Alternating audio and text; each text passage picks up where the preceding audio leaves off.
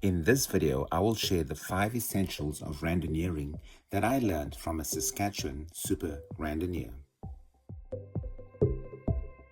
I first heard about randonneuring about 2 years ago when I started cycling with the Horizon 100 cycling club in Saskatoon. The randonneurs stood out from the crowd as determined, athletic, and exceptional athletes. I would just marvel at the experiences they shared of participating in incredibly long distance rides through the most extreme, challenging conditions that only the prairies can provide.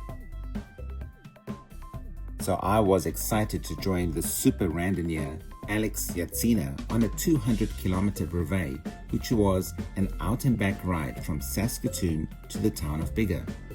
This event was smack in the middle of the COVID-19 pandemic, so we cycled according to the social distancing rules created by the Prairie Randonneers Incorporated Cycling Club and the Saskatchewan Cycling Association.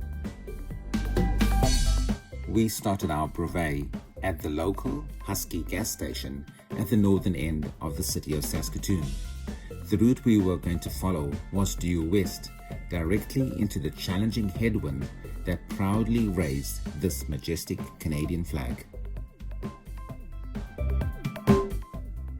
The first aspect of the brevet that I learned from Alex was that this was an officially sanctioned ride and conducted according to the rules of the Ordre Club Parisien, which is the international governing body for randonneuring. These rules stipulated that the brevet was not a race, but a ride along a predetermined route with official checkpoints, without mechanical aid and within a set time limit. In regards our brevet, we had 13.5 hours to complete the distance of 200 kilometers.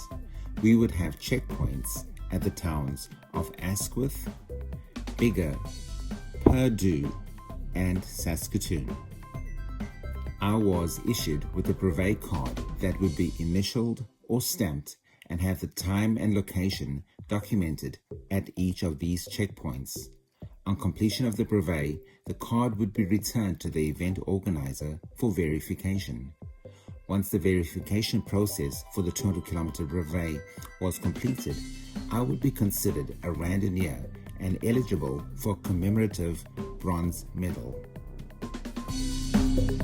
Those special individuals that are able to complete a 200-kilometer, a 300-kilometer, a 400-kilometer, and a 600-kilometer brevet in a single year are called super randonneurs.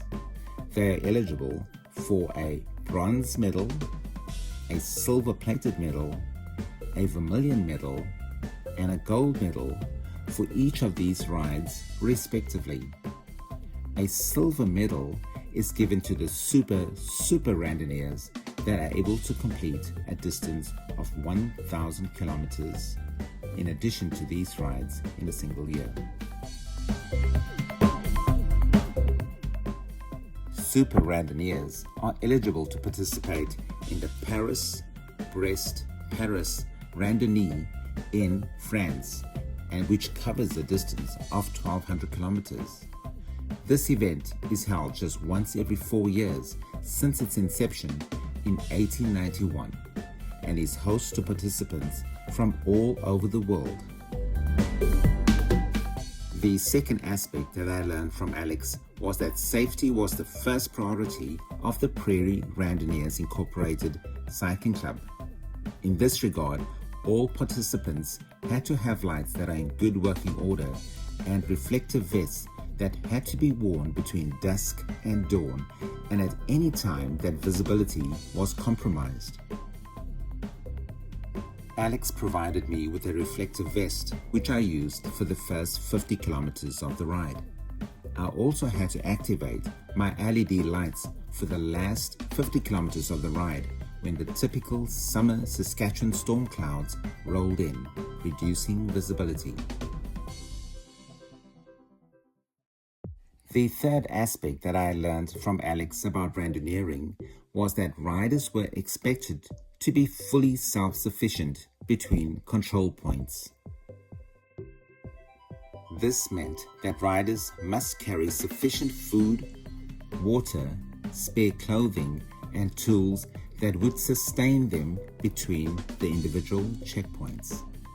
Riders may refuel at the checkpoints, and for some overnight rides, facilities may be offered to allow the riders to sleep for a few hours before continuing with the ride.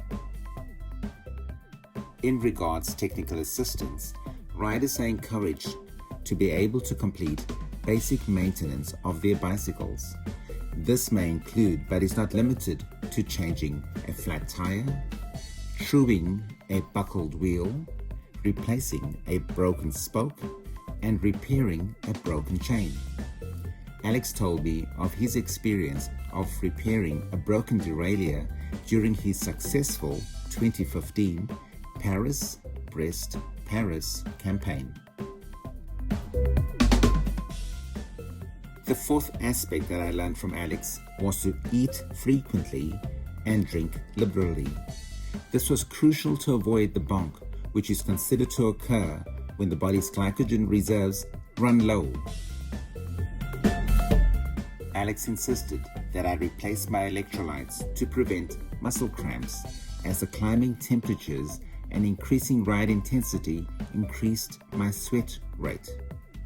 Fortunately, I had brought several fructose sachets which were supplemented with vital electrolytes that would help to avoid this dreaded complication of long-distance cycling.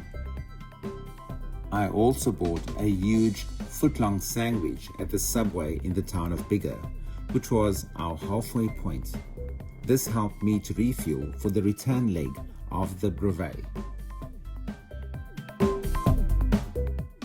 The fifth and most important aspect that I learned from Alex was to have a positive attitude to the event. Staying positive and optimistic is crucial to success in these super endurance rides. I cannot imagine attempting a 1,200 kilometer ride over a time of 90 hours with minimal sleep without an inherent positive mindset. You have to be extremely motivated to drag yourself out of a sleeping bag after sleeping for just 2 hours to complete the last 400 kilometers of your 1,200 kilometer challenge. Alex described how he had to ride with his wife through snow and slush, strong headwinds and rain in the Super Randonneur qualifying rides leading up to the 2019 Paris Brest Paris Randonee. This mind-over-matter approach to ultra-distance events is essential for success and was something that he displayed all through the ride with me. I hope to join Alex on a 300 kilometer brevet in the near future. However, I've never ridden through the night, so I'm not sure if I would be successful at a 400 or longer ride. If I do attempt one of these, I will definitely document it and share it with you. If you are preparing for a brevet or one of the 1,000 kilometer plus Randonnee events, I wish you every bit of luck and success. Please let me know in the comments below about your experiences with Randonnee riding. Until the next time we meet, please ride safely.